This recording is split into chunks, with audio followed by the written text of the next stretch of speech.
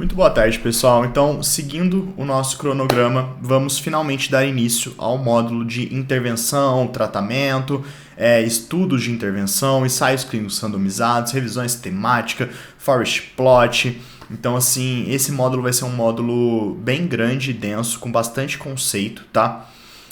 Provavelmente vão ser umas 5 ou 6 aulas, tá? Divididas, para não ficar um conteúdo tão denso. E essa primeira parte agora, a gente vai falar principalmente de conceitos. O intuito dessa aula vai ser a gente conseguir entender por que a gente precisa de um ensaio clínico randomizado na hora da gente estudar algum efeito de intervenção, tá? Na hora da gente propor uma conduta terapêutica, tá? Então, por que a gente precisa do ensaio clínico randomizado para a tomada de decisão? Então, a gente vai ver algumas coisas que englobam que às vezes a gente não consegue discernir da nossa mera observação, cheio de vieses, tá? Então, assim, o intuito dessa aula hoje é trazer alguns conceitos e a gente entender o porquê que a gente vai precisar de ensaio clínico randomizado, tá? E vocês já devem ter visto por aí algumas siglas como ECR, que é ensaio clínico randomizado, RCT, que em inglês é Randomized Control Trial, ou apenas Trial, tá? É tudo basicamente a mesma coisa, tá bom? Então, assim, quando a gente vai propor um efeito de intervenção, por que a gente precisa de estudo? E por que a gente não pode simplesmente confiar no que a gente está vendo do paciente, tá? Então, todo mundo já escutou aquela famosa frase, na minha prática funciona. Ah, mas os meus pacientes melhoram, tá? Porém, essa melhora clínica, ela é muito diferente da gente medir um desfecho e um efeito de intervenção. E a gente vai entender o porquê que isso acontece uma vez que vocês verem isso pelo menos uma vez na vida, terem ciência desses tipos de vieses, vocês nunca mais vão esquecer disso, tá bom? Então, a gente vai falar basicamente sobre esses 5 confundidores, tá? E tem mais, tá bom? Trouxe os 5 principais, mas na literatura tem escrito mais de 9 tipos de confundidores, tá? Mas eu trouxe esses 5 principais e eu acho que vai ficar bem fácil de ilustrar para vocês, tá? Então, o primeiro confundidor é a história natural da doença, tá? Que é como que essa doença se desenvolve ao longo do tempo, tá? Então, eu vou trazer um exemplo aqui que vai ficar bem fácil de uma doença super comum que todo mundo já deve ter tido alguma vez na vida, que é a faringite aguda, tá? Então, assim, basicamente o curso natural da doença é esse aqui, tá? Então, os sintomas começam ali no primeiro dia de infecção e atinge o pico no terceiro dia. Depois do terceiro dia, a faringite tende a começar a melhorar e regredir entre 7 a 10 dias, tá? Então, melhora espontaneamente entre 7 a 10 dias. E por que o curso natural da doença é tão importante? Pensa comigo, toda vez que você foi no hospital, que você procurou um médico por algum quadro agudo, por exemplo, uma faringite aguda, uma amidalite, uma dor de garganta. Então, assim, geralmente quando começa aquele primeiro dia, que tá só arranhando a garganta, a gente fala assim, não, vamos esperar para ver, né? Ninguém procura o médico quando tá aquele arranhando a garganta. Aí no segundo dia, nossa, comecei a ter febre, mas não tá tão ruim. No terceiro dia, que é o pico dos sintomas, quando você já não consegue nem fazer essas atividades, você fala assim, opa, peraí, eu preciso buscar ajuda, eu preciso ir no hospital, tá? Isso acontece com todas as doenças agudas. Geralmente, o paciente, ele procura o serviço de saúde na fase mais aguda da doença, porque está insuportável, tá? Então, imagine que você procurou o hospital no terceiro dia, tá? Que é a fase mais aguda da doença. Nesse dia, o médico te passou antibiótico, tá? E aí, você tomou antibiótico nesse dia, no quarto dia você acorda melhor do que no terceiro, tá? E aí, o que você pensa? Qual que é o raciocínio lógico aqui?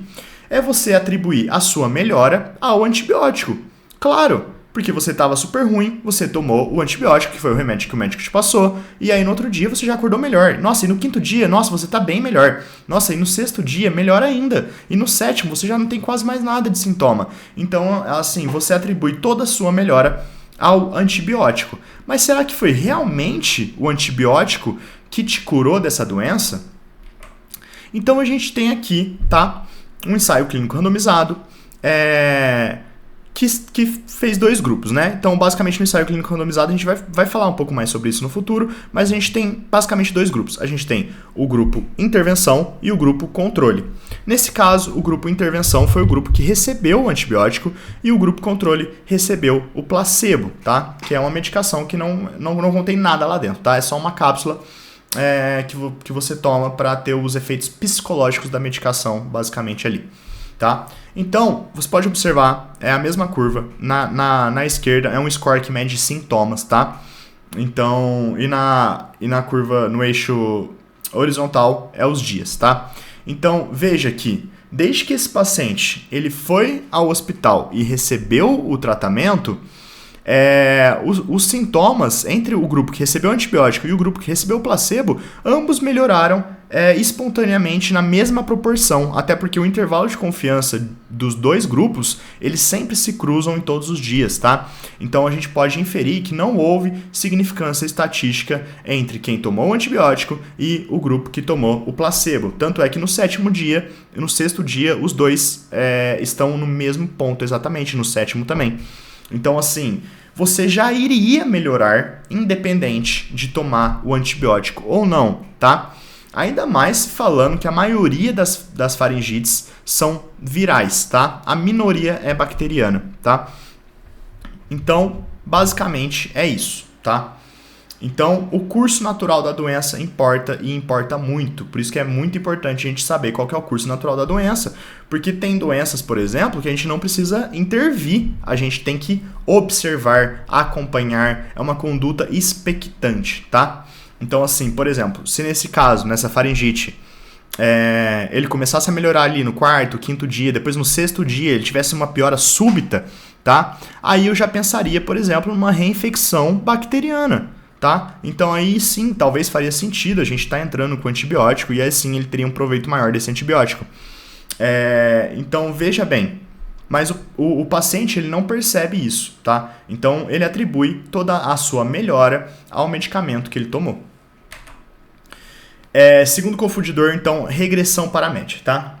O conceito de regressão para a média, ele não é só da saúde em si, mas em tudo do mundo todo, tá? Esse conceito é um conceito que rege o mundo, tá? Tudo tende a regredir para a média, tá?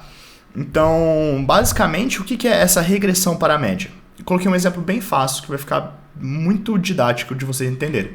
Então, todo mundo algum dia já sentiu dor lombar, certo? Algum dia você já teve uma dor lombar. Você pode não se lembrar o que causou sua dor lombar, mas você já teve um quadro agudo de dor lombar, certo? E, basicamente, hoje, provavelmente, você já não tem mais essa dor lombar. E você nem lembra o que você fez para melhorar, porque é a regressão para a média. A partir do momento que você está bem e acontece algum evento agudo, tá? E esse evento agudo, ele não se torna crônico, tá? Obviamente existem algumas exceções. Então, por exemplo, uma hérnia de disco, que aí precisaria ser tratada. Algum evento crônico, uma dor que é aguda e persiste por tanto tempo que ela se torna crônica, tá? Então, assim, nesses casos mais agudos, de acontecer alguma mudança, de você sentir alguma dor, você fazendo alguma coisa ou não, você vai tender sempre a voltar ao seu estado original, onde você não tinha essa dor, tá? Então isso não é só na questão da saúde, isso serve para várias coisas, tem vários artigos legais que falam sobre isso. Isso é um conceito que rege basicamente o nosso mundo, tá bom? Terceiro confundidor, que são os polite patients. Então, o que são os polite patients? São os pacientes bonzinhos, né? Então, basicamente, aquele paciente que você tem um vínculo bem grande com ele e tal, e às vezes ele não vai te falar, que ele não melhorou com a medicação que você passou pra ele, tá? Ou ele não vai te falar ou ele vai, na verdade, superestimar o efeito da sua intervenção, tá? Então, assim, por vários quesitos. Ou ele gostou muito de você e aí ele tem vergonha de falar assim, olha, doutor, não funcionou, isso que o senhor me passou não funcionou, não deu certo, eu não tô bem ainda, tá? Ou quando ele fala que melhorou, às vezes ele superestima o efeito da melhora. Ele fala assim, nossa, melhorei 100%, melhorei muito, tá? E isso acontece às vezes porque ele aderiu tanto à intervenção que você propôs, que ele não só aderiu à intervenção, como, por exemplo, ele pode ter aderido mudanças do estilo de vida, tá? Então, assim, ele tem um efeito terapêutico que não é só da intervenção, mas do contexto geral como um todo, tá? E isso é bem legal que nos estudos, quando os pacientes passam, por exemplo, na consulta, nos ensaios clínicos, quem mede o desfecho é um terceiro consultor, depois que ele sai da consulta, tá? Então é esse terceiro consultor que mede qual que é o efeito da intervenção. E, inclusive, tem estudos que comparam quando o médico mede esse desfecho e quando o terceiro consultor, que o paciente nem conhece, mede o desfecho. É sempre muito mais alto quando o médico mede do que quando esse terceiro agente mede, tá? Exatamente por conta desse efeito dos polite patients. E o efeito placebo. Então, todo mundo atribui tudo isso, todos esses confundidores, ao efeito placebo. E o efeito placebo é apenas um dos confundidores da nossa mera observação e não é nem o mais importante, tá? Muita gente tende a supervalorizar o efeito placebo.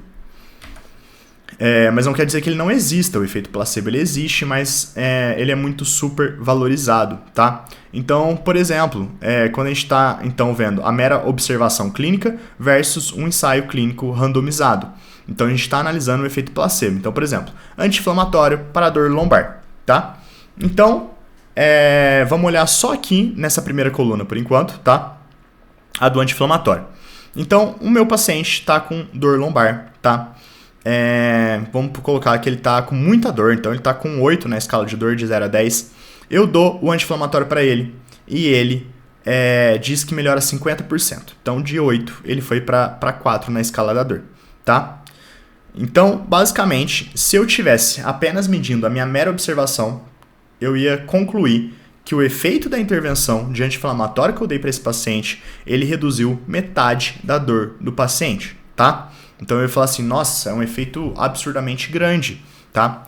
E aí, quando a gente faz um ensaio clínico randomizado, a gente sempre compara, né, os dois grupos. Então a gente tem o grupo placebo e o grupo intervenção. E aí, comparando os dois grupos, por exemplo, a gente descobre que dando um placebo para esses pacientes, eles reduzem a dor em cerca de 30%, tá? Então, o efeito real da intervenção do anti-inflamatório é apenas 20%. A gente sempre subtrai o efeito da intervenção do efeito placebo para descobrir o efeito real da intervenção, tá? Então, quando a gente quer medir um efeito de intervenção, a gente tem que sempre fazer essa subtração, tá? E só uma curiosidade sobre o placebo, eu coloquei aí números meramente ilustrativos, mas o placebo, numa escala de 0 a 100 de dor, o placebo tende a reduzir ali entre 6 e 7 pontos numa escala de 0 a 100. Veja que não é um efeito tão significativo quanto a gente acha na nossa cabeça, tá? Inclusive em desfechos medindo mortalidade, o efeito placebo ele é 0, tá bom? Então os desfechos duros, né, que é morte por alguma causa. Nosso último confundidor, então, é o recall bias, que é o viés de memorização ou viés de recordação, tá?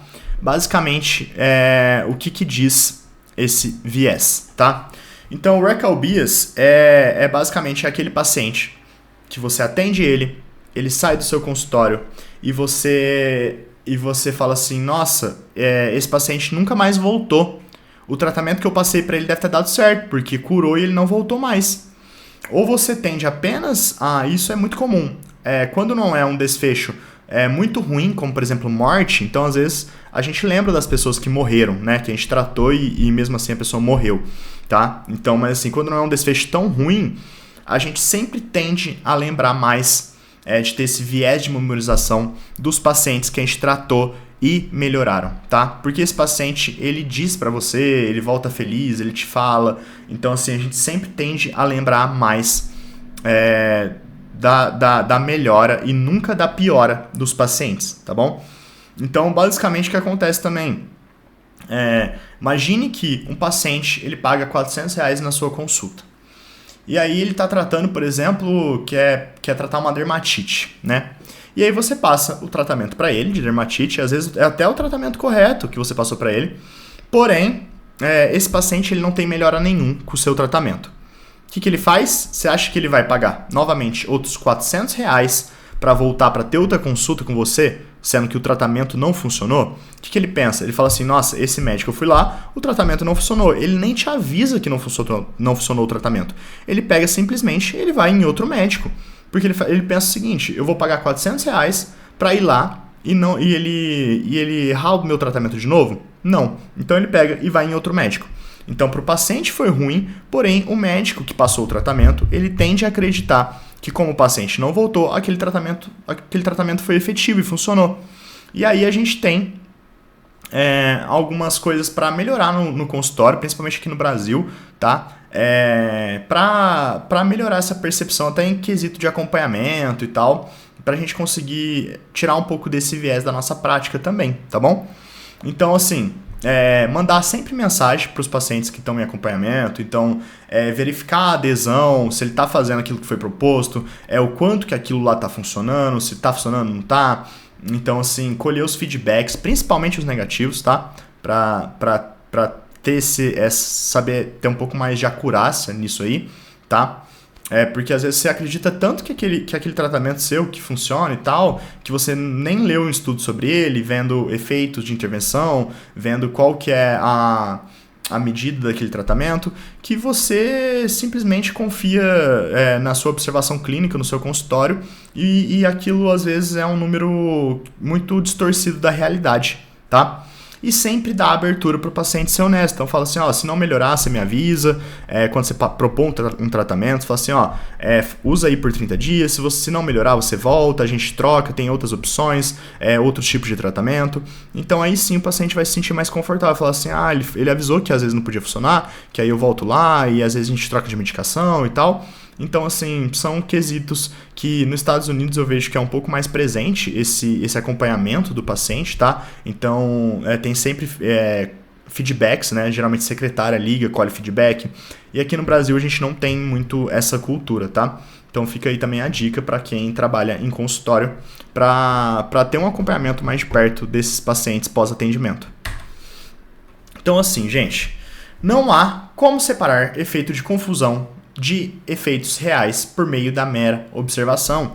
Então, assim, a gente viu apenas alguns, mas existem mais outros fatores confundidores, tá? Que vão dificultar a nossa observação sobre os efeitos reais de intervenção, tá? Então, assim, o que fica de mensagem é que a gente precisa de ensaio clínico randomizado ou ainda melhor, de revisões sistemáticas de ensaios clínicos randomizados para a gente conseguir medir desfechos de intervenção no mundo real, tá bom? Então, basicamente é isso mesmo a primeira aula, é uma aula mais curtinha, mais simples, para a gente fixar, tá na mesma página, de entender o quão importante é a gente estudar por meio de ensaio clínico randomizado quando a gente busca algum desfecho de intervenção, quando a gente busca medir um efeito de intervenção nos pacientes, tá? Então, assim, espero que tenha ficado bem claro isso para vocês. Na próxima aula a gente vai conversar um pouco mais sobre ensaio clínico randomizado, vamos falar sobre a importância do grupo controle, vamos falar como tirar esses tipos de vieses durante o estudo, tá? Então, é isso, gente. Muito obrigado para quem assistiu a aula. E tchau!